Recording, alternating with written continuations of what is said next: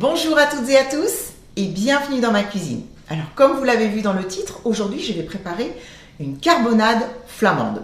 Donc c'est un plat de viande mijotée dans une sauce à la bière qui nous vient de Belgique mais également du nord de la France. Alors moi la carbonade, je la fais depuis pas très longtemps et surtout je ne connais que celle que je prépare et que je vais vous proposer. Mais je n'ai pas de référence gustative avec une vraie carbonade. Alors pourtant nous sommes allés en Belgique cet été, mais nous n'en avons pas mangé. On a mangé d'autres choses, mais pas de carbonade. Alors avant de commencer, je voudrais juste m'adresser à vous, amis du Nord et amis belges. J'espère que vous serez un petit peu indulgents avec moi et que vous ne me direz pas non, ça va pas, c'est pas la vraie recette, c'est pas comme ça qu'on fait. Parce que j'ai eu une mauvaise expérience avec ma vidéo sur le rougail saucisse, qui est un plat réunionnais. Et j'ai eu des commentaires très désagréables, malgré que je n'ai jamais prétendu faire la recette originale. D'ailleurs, est-ce qu'il y a vraiment une seule et même recette? Je pense que non. Les familles, en fait, ont certainement chacune leur propre version et puis les transmettent de génération en génération. Allez, j'arrête, je ferme cette parenthèse. On va regarder bien sûr, comme d'habitude, les ingrédients que je vais utiliser pour la recette et puis on attaque. Allez, on y va.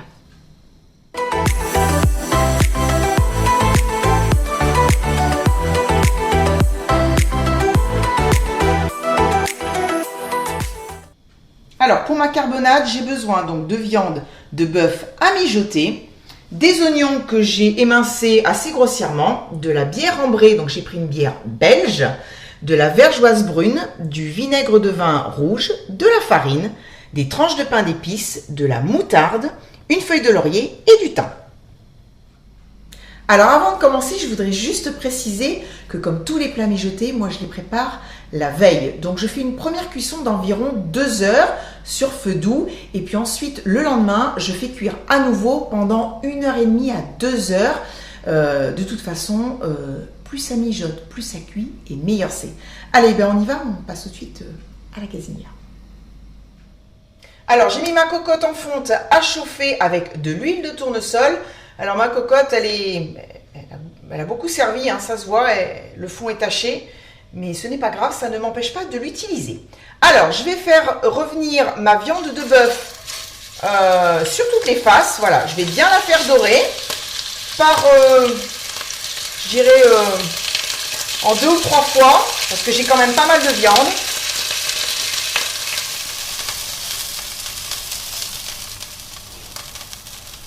Voilà, donc ça c'est fait. Donc maintenant je vais y ajouter mes oignons.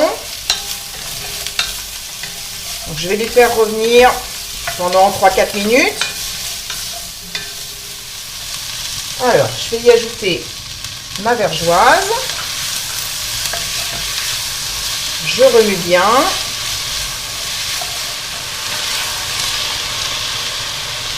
La farine. Donc là, je vais la cuire un petit peu, bien sûr. Donc ça va nous permettre de lier la sauce. Mais il y aura également aussi les tranches de pain d'épices qui vont servir de liant. Qui vont apporter aussi ce petit goût d'épices et de miel, bien sûr. Ça va être excellent. Alors, je vais ajouter le vinaigre.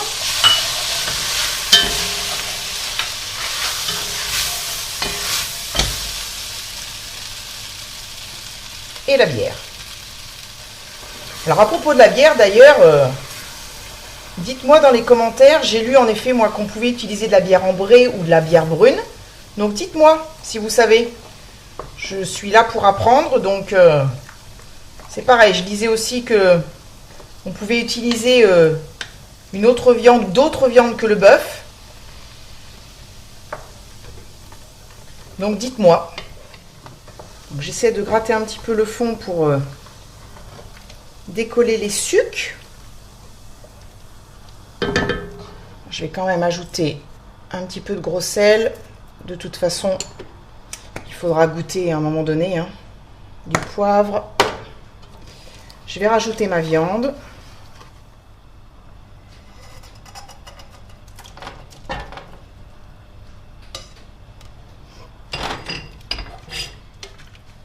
Alors maintenant, je vais tartiner mes tranches de pain d'épices avec ma moutarde. Et je dépose sur le dessus. Voilà, ce pain d'épices en fait va fondre et va vraiment, comme je disais tout à l'heure, après lier la sauce. Voilà, donc maintenant, bah écoutez, je vais couvrir en laissant un petit espace léger en fait pour que la vapeur puisse s'échapper. Donc là, je vais porter à ébullition. Hein. Et puis on va partir, bah, comme je disais tout à l'heure, sur une cuisson totale de environ 3h30 à 4h en 2 fois. Et puis on se retrouve demain pour vous montrer ce que ça donne et pour goûter cette carbonade flamande. Voilà, ma carbonade arrive en fin de cuisson. Elle a mijoté pendant un peu plus de 3h30. Alors on va regarder ce qui se passe à l'intérieur. Ça fait des petites bulles. Waouh, waouh, waouh. Alors je vais couper ma plaque à induction. Débrancher parce que ça fait du bruit. Et maintenant, le moment de vérité.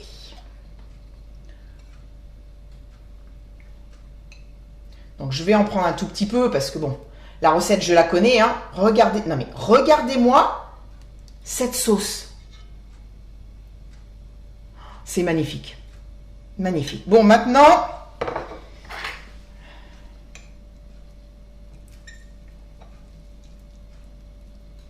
va falloir souffler parce que là forcément c'est brûlant.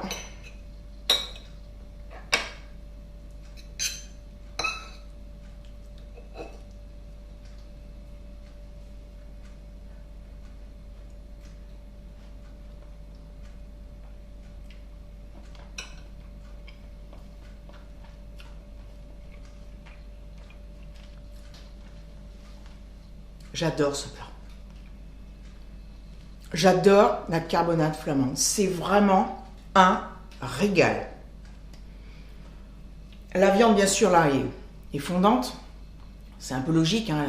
Vu le temps qu'elle a passé à mijoter dans cette cocotte, c'est normal et c'est mieux. Et cette sauce, elle est, vous avez vu, très onctueuse. Elle est douce. Elle est légèrement sucrée. Il n'y a pas d'amertume, mais on sent quand même que c'est cuit dans la bière, mais c'est je me répète, c'est une tuerie. C'est une tuerie. Donc, normalement, la carbonade flamande, si je ne me trompe pas, se sert avec des frites. Mais bon, après, vous l'accompagnez avec ce que vous aimez. Ça peut être bien sûr des pommes de terre vapeur, des tagliatelles, enfin, peu importe, ce que vous avez envie. Et bien, écoutez, voilà, carbonade flamande faite. J'espère vraiment que cette recette vous a plu. Si c'est le cas, surtout, n'oubliez pas de mettre un petit pouce bleu et n'hésitez surtout pas à me mettre dans les commentaires vos petits conseils. Si vous en avez, bien sûr, je suis tout à fait preneuse. Voilà, je vous retrouve bien sûr la semaine prochaine pour une nouvelle recette. Je vous embrasse bien bien fort. Je vous souhaite un très très bon week-end et je vous dis à vendredi. Bisous, bye bye.